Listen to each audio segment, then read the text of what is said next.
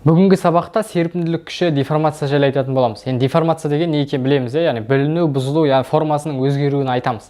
Енді ол деформацияның екі түрі болады. Яғни пластикалық және серпімді деген. Пластикалық деген, мысалы, біреудің бетінен ұрсаң, ол қайттан орнына келмей қалса, онда ол пластикалық деформация деген сөз. Яғни күш түсірілді, күш әрекетін тоқтатқаннан кейін ол қалпына келмейтін болса, немесе жартылай ғана қалпына келетін болса, ол пластикалық деформация деген сөз. Және ондай денелерді, яғни күш түсірілгеннен кейін, күш аяқталса да бәрібір қалпына келмейтін, жартылай қалпына ғана келетін денелерді пластикалық денелер деп айтамыз. Ал енді серпімді деформация деген не? Серпімді деформация деген, мысалы, біреу жағынан ұрдың, ол бірақ қайттан орнына келіп алды. Яғни ол серпімді деформацияға жатады.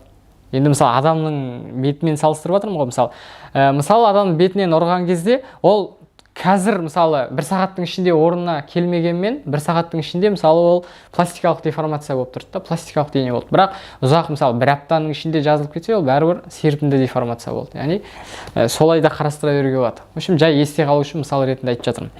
Ал енді осылардың арасындағы, яғни денені деформациялаған кезде пайда болатын күшті, оны серпімділік күші деп айтамыз. Яғни денені қаншалықты деформациялағанда қанша ньютон күш беретіндігін, оны 1660 жылы Роберт Гук деген көкеміз анықтап айтып тастаған. Енді сен әлі жүрсің, мысалы, әлі білмей, ол 1660 жылы уже дайындап тастаған да, ол сабақтардың барлығын. Енді оның формуласын барлығымыз принципе білеміз, яғни F тең kx. Бірақ мына жерге минус қоя салуға болады, ана жерге модуль қоя салуға болады, яғни оның бәрі түсінікті.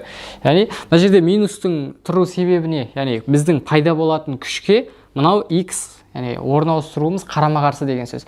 Денені біз жаңағыдай былай мына бағытта мыжып жатсақ, ол керісінше былай қарай тебіліп серпімділік күшін пайда қылып жатады. Яғни мына минустың тұрған себебі содан. Яғни мыналарды шығарған Роберт Гук деген жаңағы 1660 жылы шығып кеткен зат та бұл. Енді мысалы мына формуланың дұрыстығын қалай тексеруге болады? Мына формуланың дұрыстығын қалай тексеруге болады? Ол үшін мысалы мынандай тәжірибе жасауға болады. Мысалы мынандай бір затқа мына жерде бір серіппе ілініп тұрсын, иә, пружина. Мына жерде ешқандай жүк жоқ. Мына екіншісінде жүк ілініп тұр. Бір тал жүк ілініп тұр, да? Енді үшіншісінде 2 тал жүк ілініп тұрсын. Мынау енді L1, L2, L3 болсын, иә? Енді мына жердегі ара қашықтықтары L1, L2, L3 дегендер, иә? Енді мынаны алайықта біз былай істейік. Мына жерде әрқайсысында мысалы әртүрлі серпімділік күш пайда болды ғой, былай қарай жоғары тартатын. Мысалы мына жерде төмен қарай мысалы mg ауырлық күші тартып тұр, иә? m1g. Яғни мына жерде төмен қарай тартып тұрған күшпен жоғары қарай серпімділік күші тартты, иә? F серпімділік 1 деген. Не үшін тоқтап тұр мына жерде? Себебі серпімділік күші мен ауырлық күші екеуі бір-бірін теңестіргендіктен ғана мынау бір орында тұр. Яғни мына жерде ауырлық күші мен серпімділік күші тең. Мына жерде де дәл солай. Мына жерде енді m1g емес, мына жерде 2 m1g. Яғни мынандай массадан екеу деген сөз, осылай болды. Енді мына жерде жоқ. Мынаны жарайды қарастырмай қояйық. Мына екеуін ғана қарастырсақ, мысалы, мына жерден күшті F серпімділік 1-ді, F серпімділік 1-ді мына созылу қашықтығына бөліп тастасақ, яғни L2-ге. Мына L2 ғой. Енді оны біз мына жақта F серпімділік 2 бөлінген L3-ге бөлсек, екеуінің де мәні бірдей шығады екен. Бәрінде бір пружина, бірақ әртүрлі жүк іліп тұр, әртүрлі ара қашықтыққа созылды. Яғни бізге мына жерде маңызды емес, әйтеуір бір тұрақты К деген сан шығып жатыр да мына жерде. К, констант. Константа шығып жатыр, константа шығып жатыр. Енді мынау бізде дененің қатаңдығы деген сөз, К деген. Яғни ол нені көрсетеді? Ол мына дененің материалына ғана қатысты. Яғни мысалы алюминий мыс болса, ол оңай майысады, иә? Яғни оның қатаңдығы аз. Ал темір болып, яғни болат, ондай заттарда қатаңдығы жоғары болады, қатаңдық мәні үлкен болады. Яғни соған байланысты серпімділік күшінің де мәні өзгереді. Қатаңдығы артқан сайын, мына жерде серпімділік күші де артады. Не үшін? Мысалы, садақты алайық, иә? Садаққа мысалы мына жерде құр жай жіңішке резина болсын. Жіңішке резина, иә?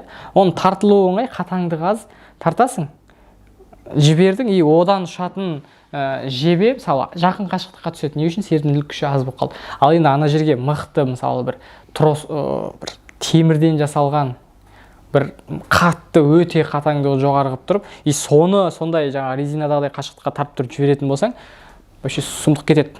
Өйткені ана жерде қатаңдық үлкен, серпімділік күші де үлкен болады. Енді мына жерде ескеретін жағдай бар. Өйткені мына жерде x үлкейсе, яғни деформациялау шамасы үлкейетін болса, серпімділік күші де үлкейеді деп тұр ғой. Бірақ ол шектеулі мәнге дейін. Себебі мысалы бір резинаны тарттың, артты. Сен қаншалықты қаттырақ тарттың, соншалықты серпімділік күші екеуі бір-біріне тура пропорционал өсіп бара жатады. Енді сен оны өте алысқа ұзартып созып жіберетін болсаң, үзіліп кетеді, немесе ештеңе өзгермей қалады. Ештеңе өзгермей қалады. Яғни мына формула орындалмай қалады деген сөз. Яғни мына формула тек қысқа қашықтықтағы деформациялар, яғни аз ғана деформацияланғанға ғана орындалатын формула. Сондықтан оны ұмытпаймыз. Енді осымен біздің деформация серпімділік күші сабағымыз аяқталды. Енді келесі практика сабақтарын көре өздеріңдер болады.